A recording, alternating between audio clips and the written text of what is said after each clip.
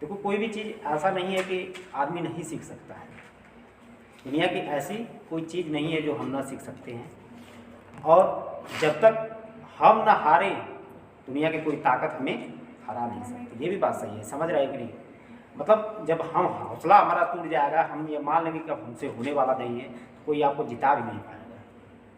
तो कोई बहुत बड़ी चीज़ नहीं है।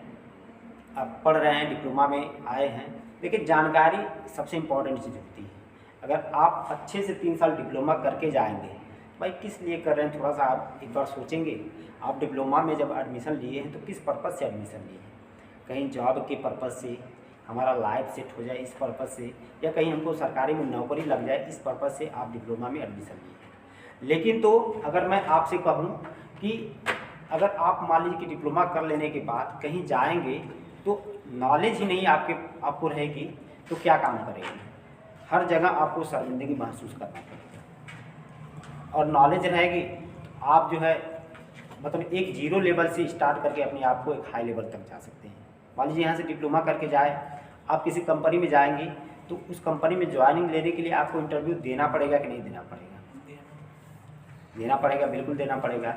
जब इंटरव्यू देना पड़ेगा तो आप बताइए, जब कुछ जानते नहीं रहेंगे तो कैसे कुछ किसी भी क्वेश्चन का जवाब दे पाएंगे? तो इसके लिए ये आप जो पढ़ेंगी, यह मतलब कंपटीशन के हिसाब से आपको पढ़ाया जाएगा।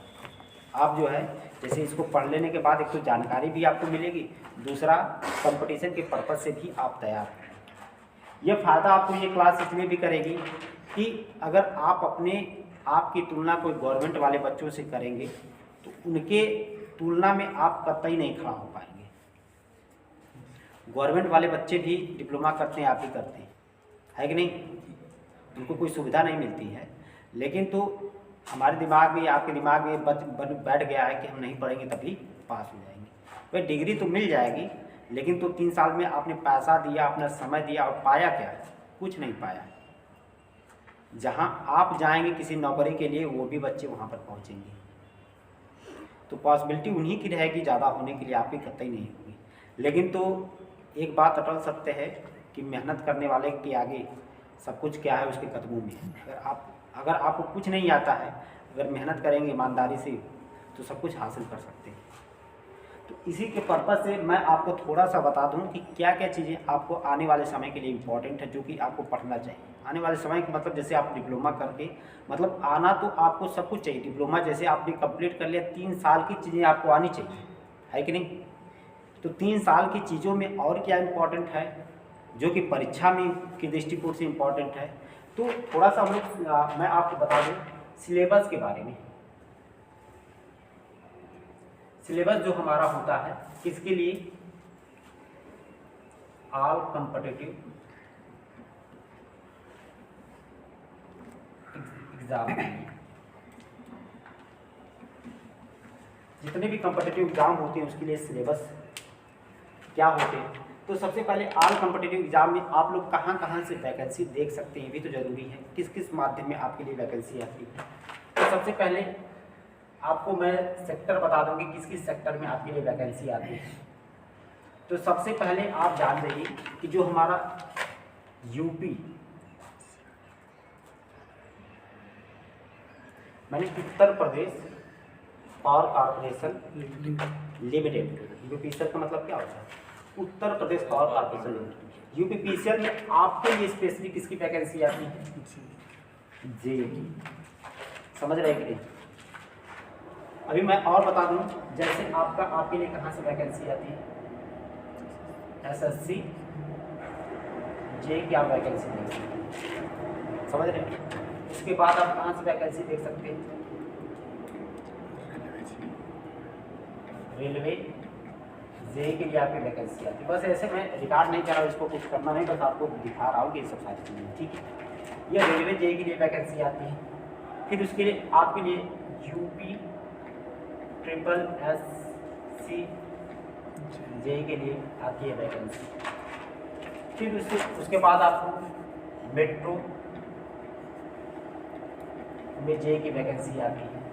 फिर आपके लिए देखेंगे कि DRD में जे की वैकेंसी आती है। जितने भी नवरत्न महारत्न कंपनियां जैसे NTPC NTPC हो गया, इसके लिए जेई की वैकेंसी आती है। भेल हो गया भारत हैवी इलेक्ट्रिकल लिमिटेड, भेल भारत हैवी इलेक्ट्रिकल लिमिटेड भेल होती है। गेल होती है GAIL, गेल। भेल गेल मतलब जितने भी नवरत्न और महारत्न कंपनियां हैं उसमें भी आपके लिए वैकेंसी आती है। यह DRDO के साथ आपकी ऑर्डिनेंस फैक्ट्री है, जिसको गन फैक्ट्री के नाम से भी जाना जाता है, इसमें वैकेंसी आती है। डिफेंस रिसर्च डेवलपमेंट ऑर्गेनाइजेशन, तो डिफेंस पर जो है ये क्या करता है, रिसर्च करता है। डिफेंस का मतलब जो हमारे रक्षा संसाधन है, समझ रहे हो कि नहीं। जैसे आपको रक्षा के क्षेत्र में जैसे हमारी लड़ाकू विमान बनाना हो, तोप बनाना हो, उसको मॉडिफाई करना हो, नई नई टेक्नोलॉजी को लाना हो, समझ रहे हो कि नहीं, तो काम कहाँ होता है भाई, उसके लिए कोई विभाग होना चाहिए कि नहीं है, होना चाहिए।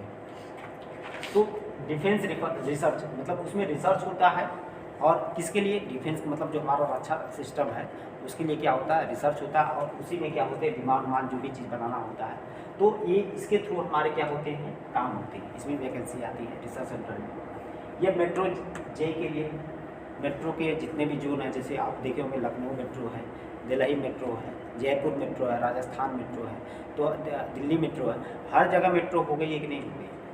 28 राज्य हैं, 29 राज्य हैं, तो जितने भी राज्य हैं इन राज्यों में हर जगह मेट्रो तो नहीं है, लेकिन तो मैक्सिमम राज्यों में मेट्रो, तो हर जगह वैकेंसी आपको देखने को मिलेगी। रेलवे के 18-19 जोन जानते हो कि आप जो है हर जगह से रेलवे, जैसे RRB Bhubaneswar, RRB Allahabad, RRB Patna, RRB Mumbai, RRB Muzaffarpur, हर जगह से क्या आती है, जो जोन होते हैं रेलवे के लिए वैकेंसी आती है। UPSSC यानी उत्तर प्रदेश सब ऑर्डिनरी सर्विस कमीशन जो बोर्ड होता है उसके लिए जेई की वैकेंसी आती है। आपका रेलवे में मैं बता दिया, SSC मतलब स्टाफ सिलेक्शन कमीशन है कि नहीं, कर्मचारी चयन आयोग, इसके लिए जेई की वैकेंसी आती है। UPPCL में जेई की स्पेशली आपके लिए आती है, इलेक्ट्रिकल वाले बच्चों के लिए। उत्तर प्रदेश सब Uttar Pradesh power corporation limited में जेई के लिए वैकेंसी आती है।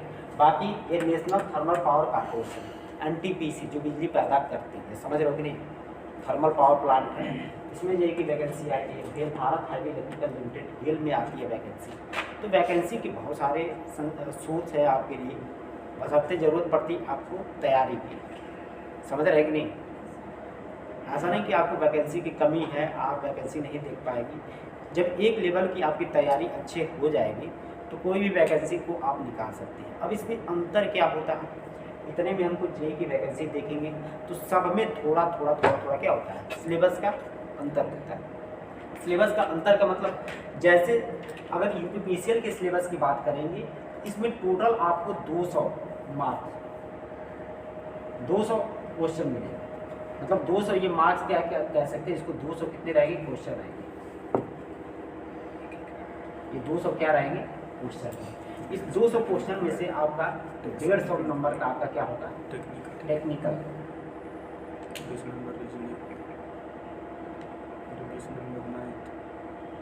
ये 150 नंबर का टेक्निकल होगा। आपका 20 नंबर का रीजनिंग होगा, 20 नंबर का रीजनिंग होगा, और 20 नंबर का क्या होगा, जीके होगा, और 10 नंबर का क्या होगा, हिंदी। ये 10 नंबर का क्या होगा, हिंदी।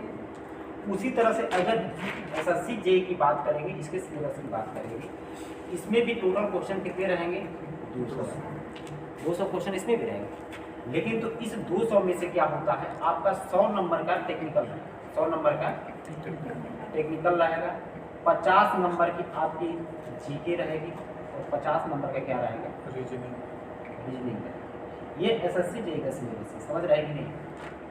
SSC जेई में 2 पेपर होता है, एक पहला वाला प्री का जो होता है वो ऑब्जेक्टिव होता है, और दूसरा क्या होता है, मेंस लिखित होता है, समझ रहे कि नहीं। दूसरा क्या होता है, मेंस का लिखित। लेकिन जैसे आप परीक्षा देते हैं उसमें लिखने के लिए आता है, तो जेई मेंस में क्या आता है, लिखित होता है आपका, उसमें लिखने के लिए आता है। तो पहला पेपर अगर आप पास करेंगे तो दूसरे के लिए आपको चांस मिलेगा। लेकिन तो UPPCL जेई में ऐसा कोई सिस्टम है नहीं, एक पेपर आप क्वालिफाई करिए कि जेई का घंटा आपकी गाड़ी पर लग जाएगा, समझ रहे कि नहीं। तो बड़ा आसान है। उसके बाद आपको रेलवे जेई है, तो रेलवे जेई में आपको 100 नंबर टोटल कितने रहेंगे, 100। 100 क्वेश्चन रहेंगे, टोटल 100 क्वेश्चन रहेंगे, समझ रहे हैं कि नहीं। अब इस 100 में से ये डिफाइन नहीं रहता है कि कितने नंबर का हमारा जीके रहेगा, कितने नंबर का हमारा रीजनिंग रहेगा, कितने नंबर का मैथ रहेगा। मतलब इसमें अब इसके सिलेबस की बात करें तो इसमें मैथ भी आपको देखने को मिल जाएगी, रीजनिंग भी देखने को मिल जाएगी, और जीके भी देखने को मिल जाएगी, और आपका टेक्निकल भी, समझ रहे हैं। इसमें क्या रहेगा, टेक्निकल। तो सब ये टेक्निकल रहेगा, ये आपका टेक्निकल रहेगा। इसमें क्या होगा, इस टेक्निकल में मतलब इसका वेटेज थोड़ा ज़्यादा रहता है, क्योंकि आप जेई की वैकेंसी देखते हैं ब्रांच वाइज वैकेंसी आती है, उसमें 100 नंबर में से कम 60 या 50 नंबर का आपको क्या रहेगा, टेक्निकल रहेगा। 10-5 नंबर का आपको जीके दिएगा, 10 ही 5 नंबर का रीजनिंग रहेगा, 10-5 नंबर का आपका मैथ रहेगा। इसी तरह से यूपी ट्रिपल एससी जेई का सिलेबस अलग होता है, इसमें हिंदी इंग्लिश भी रहती है, समझ रहे हैं। हिंदी के साथ साथ इंग्लिश, बाकी जीके जीएस तो कॉमन चीज़ है, ये रहता ही रहता है। बाकी आपका टेक्निकल है, तो इसके मतलब कुल मिला जुला के आपको मैथ आना चाहिए, आपको जीके आना चाहिए, समझ रहे कि नहीं, आपको रीजनिंग आनी चाहिए। ये सब में जो इम्पोर्टेंट होता है वो आपका टेक्निकल होता है, समझ रहे कि नहीं। सब में जो जरूरी चीज़ होता है, चाहे आप किसी भी चीज़ का पेपर देने के लिए जाएँ, टेक्निकल का वेटेज आपको सब में ज़्यादा देखने को मिलेगा। जैसे कि मैंने बताया कि यूपी पीसीएल में 150 नंबर, 200 नंबर में से 150 नंबर अगर आपका सही मतलब हो गया, तभी भी आप परफेक्ट हैं, आपका इतना हो जाता है। उसी तरह से एसएससी जेई है, इसमें 100 नंबर का टेक्निकल है, समझ रहे हैं कि नहीं।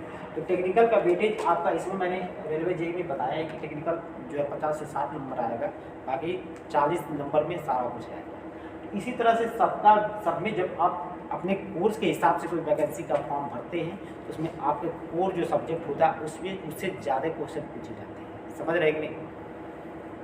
आप डिप्लोमा लेवल पर डिप्लोमा कंप्लीट करने के बाद कहीं भी वैकेंसी आती है तो उसमें भाई ब्रांच वाइज आती है, इलेक्ट्रिकल में कितना सीट है, मैकेनिकल में, तो अगर आप इलेक्ट्रिकल से हैं तो इलेक्ट्रिकल के क्वेश्चन आपको मिलेंगे, समझ रहे हैं, इलेक्ट्रिकल क्वेश्चन मिलेंगे। ये मतलब आपका एक कॉमन सब्जेक्ट है, बाकी टाइम पास करने से तो कुछ भी नहीं हो पाएगा। अगर तैयारी करेंगे, ढंग से पढ़ेंगे तो मतलब समय लगता है, लेकिन ऐसा नहीं कि नहीं हो पाता है, समझ रहे कि नहीं।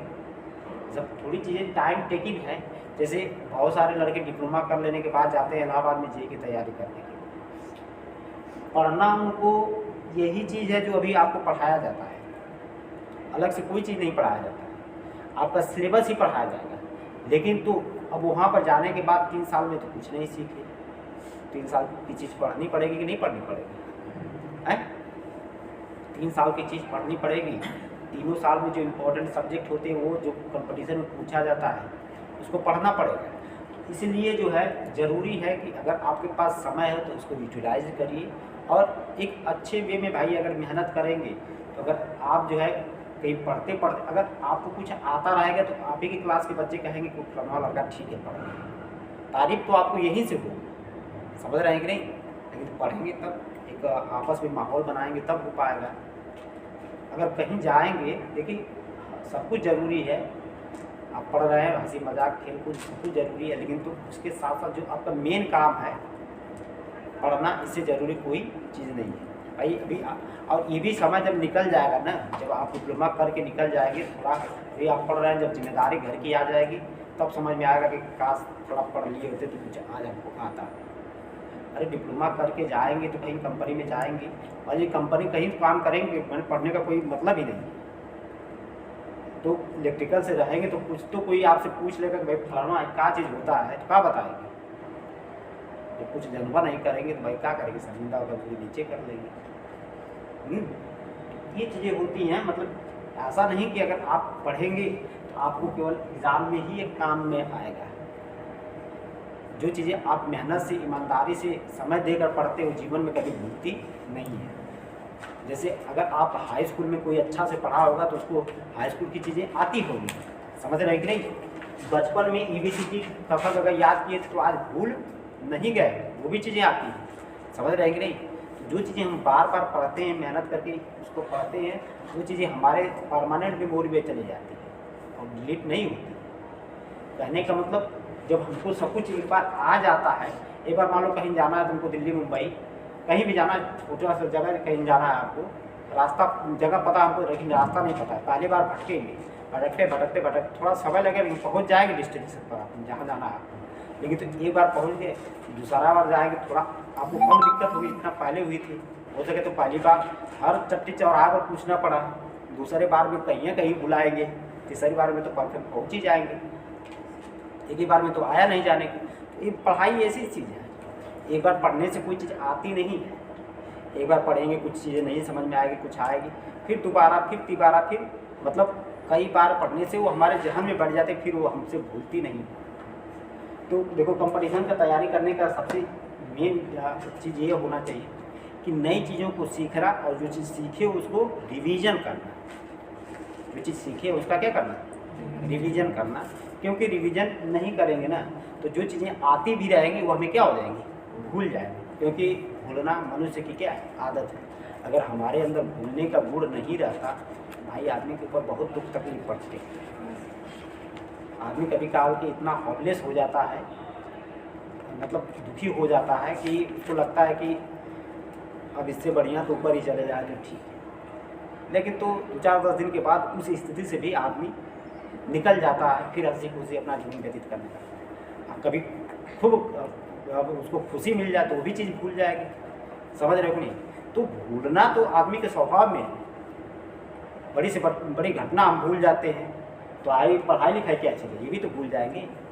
तो ये वैसे ही चीज़ है जैसे हम कोई पैसा कमाते हैं और उसको सेविंग बैंक में करते हैं, जमा करके रखते हैं। तो ये जो चीज़ आप पढ़ते हैं उसको सेविंग करने के लिए आपके पास नोट्स होना चाहिए, जो चीज़ भी पढ़े उसको प्रॉपर लिख कर पढ़ना चाहिए, समझ रहे हैं कि नहीं।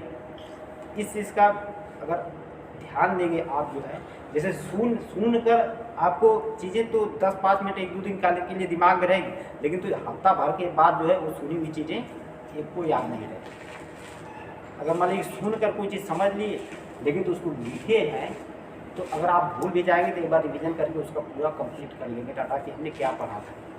इसलिए पढ़ने के साथ साथ जो है लिखना भी ज़रूरी है, क्योंकि दोनों एक दूसरे का क्या है, पहलू है, एक सिक्का के दो पहलू है। ऐसा नहीं कि आप पढ़ रहे हैं लिखने का काम नहीं कर रहे हैं। अगर ऐसा काम नहीं करेंगे तो भी आपके अंदर मतलब जो एक तरह से मैच्योरिटी नहीं होगी पढ़ाई की। तो दोनों ज़रूरी है। लिखने से क्या होता है कि हमारा कंसंट्रेशन बना होता है, मतलब लिख कर कुछ काम करते हैं तो ज़्यादा समय देते हैं। अगर आपको यहाँ से एक पेज लिखना होगा तो उसको लिखने में कम से कम 10, 15, 20 मिनट आप समय देंगे एक पेज लिखने में। अब पढ़ना होगा तो 5 मिनट में पढ़ देंगे। तो पढ़ी हुई चीज़ ज़्यादा याद रखें कि जितना समय देखिए आप जिस पर देते हैं वही चीज़ आपको क्या रहती है, याद रहती है। आप ज़्यादा समय तक पढ़ेंगे तो आपकी पढ़ाई वाली चीज़ें याद रहेंगी, याद आएंगी, याद रहेंगी। अगर आप दोस्ती यारी में अपने ज़्यादा समय, तो दोस्तों यारों वाली बातें आपको याद आएगी, हमने क्या फलाना दिन भर तो कहीं गपशप किए रहेंगे तो वो दिमाग में बात चलेगी। जो काम ज़्यादा करेंगे वो आपके दिमाग में चलेगा। ये ह्यूमन नेचर, समझ रहे कि नहीं।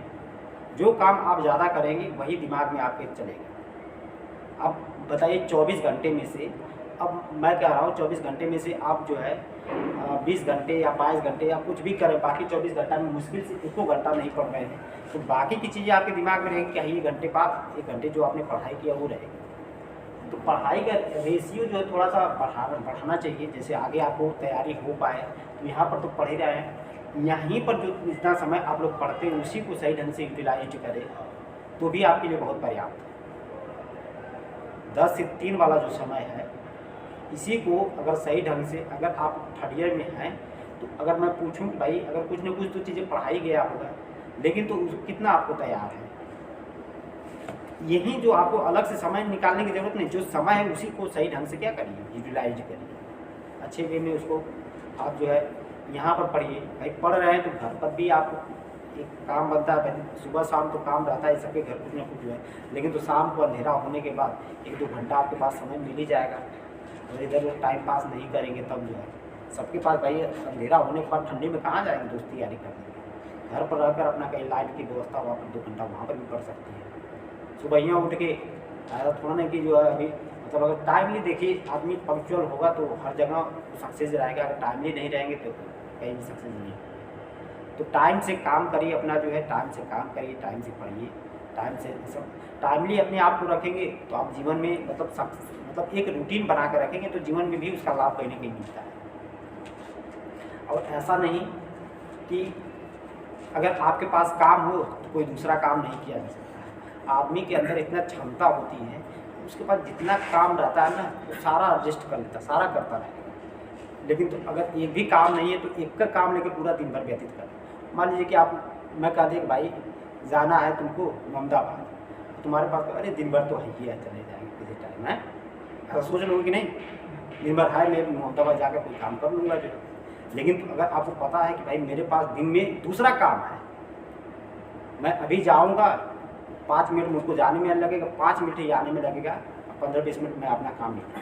बताइए समय आपने मैनेज किया कि नहीं किया? तो वो दिन का दूसरा काम आपने उसको बचा लिया और ये काम को आपने कर लिया। उसी बीच में अगर आपका कोई दूसरा काम भी रहेगा तो उसी तरह से उसको भी मैनेज कर सकते हैं। तो काम जितना अधिक आपके पास रहेगा उतना ही आप उसको मैनेज कर लेंगे। अब कोई काम नहीं रहेगा तो बिना काम का आदमी क्या होता है, ठल्ला होता है, खाली दिमाग शैतान का घर होता है। आपके पास कोई काम नहीं है तो फालतू की चीज़ें आपके दिमाग में चलेंगी, है ना, ये काम कर वो काम कर, वो सब चीज़ें काम में नहीं आने वाली है। ज़रूरी है पढ़ाई भाई, हो सके तो आदमी को बताने वाला नहीं कोई मिलता है भाई, लेकिन तो आप खुद अगर समझदारी दिखाएंगे तो सबकी उम्र जो है 18 से प्लस में होगी। आपकी उम्र के बच्चे क्या क्या कर जाते हैं, है कि नहीं? तो ये चीज़ है, आप एक जो है पढ़िए। देखिए अगर आपके दिमाग में आप पढ़ेंगे, अगर आप लोग पढ़ेंगे तो कोई भी मास्टर यहाँ का ऐसा नहीं है कि नहीं पढ़ाएगा, लेकिन तो आप पढ़ना भी नहीं चाहेंगे तो कोई आपको पढ़ा भी नहीं सकता, समझ रहे हैं? तो इसलिए आप पढ़िए भाई। अगर आप पढ़ेंगे, आप कोई चीज़ पूछेंगे किसी से तो बताएंगे, लेकिन तो मतलब कोई भी मास्टर हो, चाहे हम हो चाहे कोई भी हो वहाँ पर, अगर आप उनसे पूछेंगे नहीं, मतलब वो मेहनत से पढ़ा रहा है, आप कोई रिस्पॉन्स ही नहीं देंगे तो फिर वही है कि सिस्टम बिगड़ जाता है। भाई मेहनत तो दोनों तरफ से होना चाहिए, एक ही तरफ से थोड़ा ना होना चाहिए। जैसे अगर हम बहुत बढ़िया से 4 दिन पढ़ाएं यहाँ पर और आप लोगों की तरफ से कोई रिस्पॉन्स नहीं मिलेगा तो हमें पढ़ाने का मन करेगा नहीं, फिर पर कर देंगे लोग, समझ रहे हैं कि नहीं? तो भाई अगर हम कुछ पढ़ा रहे हैं, आप इंटरेस्टेड हैं, घर से कुछ पढ़ के आ रहे हैं, कुछ पूछ रहे हैं, कुछ काम दे रहे हैं, उसको करके आ रहे हैं, तो थोड़ा सा अच्छा लगता है। और जो काम आदमी करता है समझ लीजिए कि वो चीज़ उसके जहन में भी हो जाती है। अब टीचिंग लाइन हम लोगों का है तो भाई टीचर वाला गुण है हम लोगों का, भाई दायित्व ही की है कि आप लोगों को समझाएं, है कि नहीं, आप लोगों को बताएं। लेकिन तो आपका भी तो कुछ दायित्व बन रहा है, हम भी कुछ चीज़ सीखें जो है ना। सीखने का मतलब ये है कि जो भी चीज़ें आपके सिलेबस में है उसको पढ़िए, कुछ चीज़ आगे सोचिए कि हमें भविष्य में क्या करना है। अभी से दिमाग को सेटअप करके काम करेंगे तो उसका रिजल्ट आपको अच्छा मिलेगा। नहीं तो 3 साल तो बीत ही जाएगा भाई, 2 साल 3 साल हो गया। अगर आप अपने आप से पूछेंगे हमने क्या सीखा, पाएंगे कि कुछ नहीं सीखा जो है ना। लेकिन तो कहते हैं जब जागा तभी सवेरा, समय किसी का होता नहीं। अगर आप अभी से मेहनत कर देंगे तो 4-6 महीने बाद आपके अंदर बहुत परिवर्तन हो जाएगा, समझ रहे कि नहीं? जिसको बहुत कुछ आता रहेगा 4-6 महीना अगर ना पढ़े तो भूल जाएगा सब सारी चीज़। ये चीज़ है मेहनत के आगे, मेहनत करने वाले को लोग दुनिया सलाम करती है, तो आप लोग भी मेहनत करिए, ठीक है। बाकी इस व्यवस्था अगर पढ़ने पढ़ाने वाली बात है तो पढ़ाया जाएगा भाई, थोड़ा सा मैंने बताया आपको।